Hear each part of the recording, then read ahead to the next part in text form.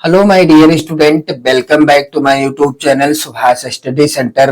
तो जितने भी मेरे प्यारे बच्चे कक्षा 9 के विद्यार्थी 2025 वार्षिक परीक्षा के लिए तैयारी करना स्टार्ट कर चुके हैं, उन सभी छात्रों के लिए मैं इस वीडियो में लेकर के आ चुका हूं। यहाँ पर आप लोग ध्यान दीजिएगा, हिंदी गद्य खंड का जो पहला पाठ है बात शीर्षक पाठ, जिसके लेखक हैं प्रताप नारायण मिश्र जी। आप लोग ध्यान दीजिएगा, प्रताप नारायण मिश्र जी हैं बात शीर्षक पाठ के लेखक।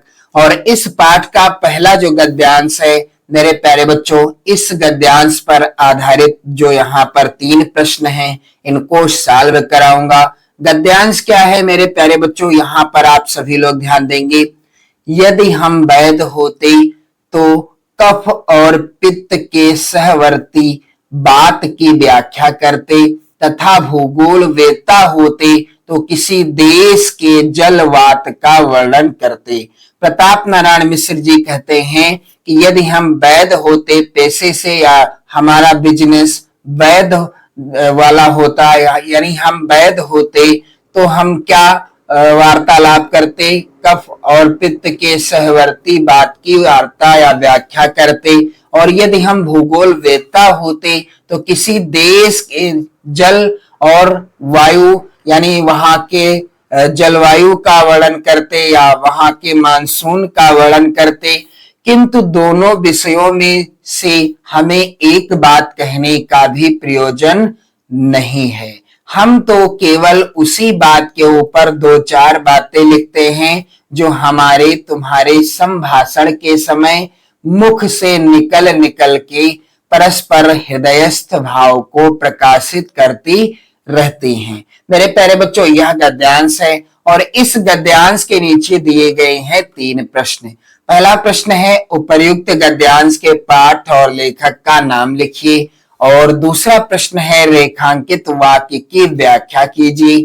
तीसरा प्रश्न है, यदि हम वैध अथवा भूगोल वेत्ता होते तो क्या करते। तो मेरे प्यारे बच्चों, इसको मैं पूरा सॉल्व कराऊंगा।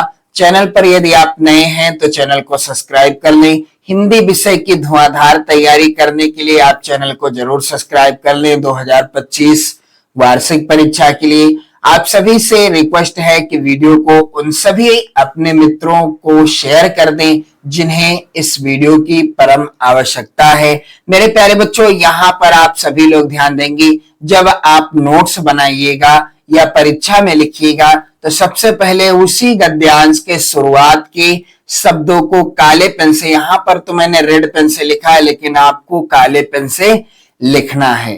तो यहाँ पर आप लोग ध्यान दीजिएगा, शुरुआत के और अंतिम के शब्दों को लिख लेना है।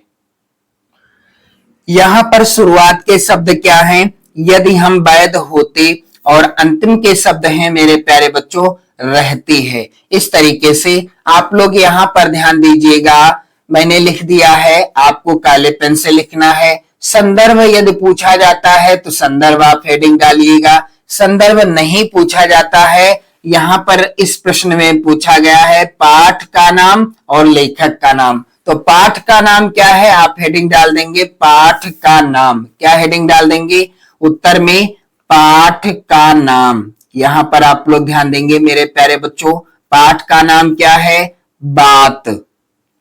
और इस तरह से लेखक का नाम, लेखक कौन है, प्रताप नारायण मिश्र जी, प्रताप नारायण मिश्र।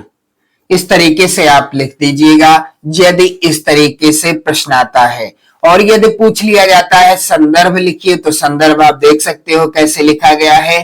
प्रस्तुत गद्यांश हमारी पाठ्य पुस्तक हिंदी आप काले पेन से सिंगल इन्वर्टेड कामा में लिखिएगा, के गद्य खंड भी आप काले पेन से लिखिएगा, में संकलित बात शीर्षक पाठ से उद्धृत है। पाठ का नाम भी आप काले पेन से लिखेंगे और यहाँ पर सिंगल इन्वर्टेड कामा भी लगा देंगे। फिर जिसके लेखक कौन है, प्रताप नारायण मिश्र जी। आप लोग यहाँ पर ध्यान दीजिएगा, लेखक का नाम भी आपको काले पेन से लिखना है।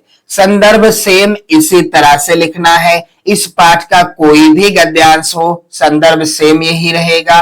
और मेरे प्यारे बच्चों, यदि पूछा जाता है पाठ का नाम क्या है, तो बात शीर्षक पाठ है और लेखक का नाम क्या है, प्रताप नारायण मिश्र जी।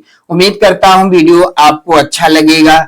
आप लोग वीडियो को शेयर जरूर कर देना। चलिए मेरे प्यारे बच्चों, दूसरा प्रश्न यहाँ पर है, रेखांकित वाक्य की व्याख्या कीजिए। अब रेखांकित वाक्य यहाँ पर क्या है, इस गद्यांश के अंतर्गत आप लोग यहाँ पर ध्यान दीजिएगा।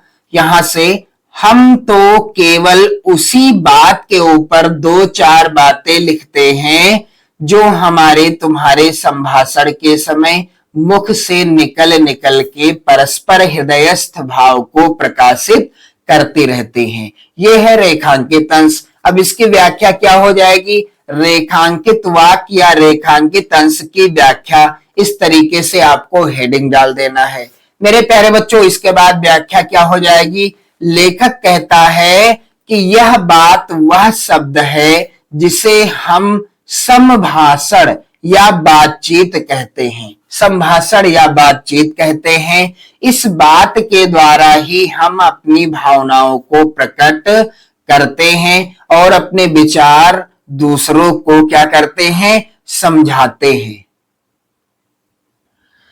तो ये हो गई इसकी व्याख्या। मेरे प्यारे बच्चों, यहाँ पर तीसरा प्रश्न क्या है, यदि हम वैद अथवा भूगोल वेत्ता होते तो क्या करते। अब यहाँ पर आप देख लीजिए, गद्यांश में ही इसका उत्तर है कि यदि हम वैद होते तो कफ और पित्त के सहवर्ती बात की व्याख्या करते, तथा भूगोल वेत्ता होते तो किसी देश के जलवात का वर्णन करते। यहां पर आप लोग ध्यान दीजिएगा, यही है इसका उत्तर। लिखने का तरीका आप देख सकते हैं, इस तरीके से आप लिख सकते हैं इसका उत्तर कि यदि हम वैद होते तो कफ और पित्त के सहकर्मी की बात की व्याख्या करते, तथा भूगोल वेत्ता होते तो जलवायु का वर्णन करते। यहां पर आप देख सकते हैं गद्यांश का ही उत्तर है, क्योंकि तीसरा जो प्रश्न आता है गद्यांश में ही उसका उत्तर मिल जाता है। तो मेरे प्यारे बच्चों, उम्मीद करता हूं आपको सारी चीजें समझ में आ गई होंगी। यदि आप अपनी नोट्स बनाना चाहते हैं, हिंदी गद्य खंड, हिंदी पद्य खंड या हिंदी संस्कृत खंड या हिंदी व्याकरण खंड की, तो आप चैनल को सब्सक्राइब कर लो। 2025 वार्षिक परीक्षा के लिए मैं आपकी धुआंधार तैयारी कराऊंगा। वीडियो के माध्यम से आप धुआंधार तैयारी कर सकते हैं, साथ ही साथ अपनी प्रॉपर नोट्स बना सकते हैं। परीक्षा में कॉपी लिखने का तरीका क्या है वो भी सीख सकते हैं। सारी चीजें मैं आपको सिखाता चलूंगा।